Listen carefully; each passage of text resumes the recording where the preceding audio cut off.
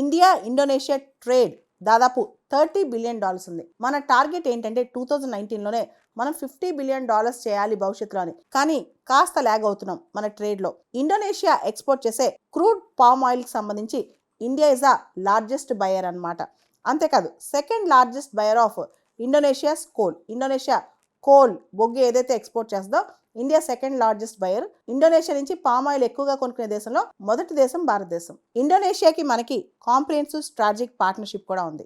అంతేకాదు ఇండోనేషియా రీసెంట్గా బ్రిక్స్లో సభ్యదేశం అయింది. ఇది కూడా మనకు చాలా కీలకం అన్నమాట. భారతదేశం ఫారెన్ పాలసీలో స్ట్రాటజిక్ అటానమీ, వ్యూహాత్మకంగా ఒక స్వయం ప్రతిపత్తి ఎలా ఫాలో అవుద్దో ఇండోనేషియా కూడా బేబాస్ అక్తీఫా అని చెప్పి ఆల్మోస్ట్ ఇలాంటి పాలసీయే ఫాలో అవుతుంది అనమాట.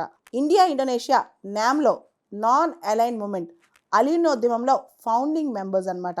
2045 కల్లా గోల్డెన్ ఇండోనేషియా అంటే డెవలప్డ్ ఇండోనేషియా అవ్వాలనుకుంటుంది. దానికి ప్రత్యేకంగా భారతదేశంతో భాగస్వామి కావాలనుకుంటుంది అనమాట.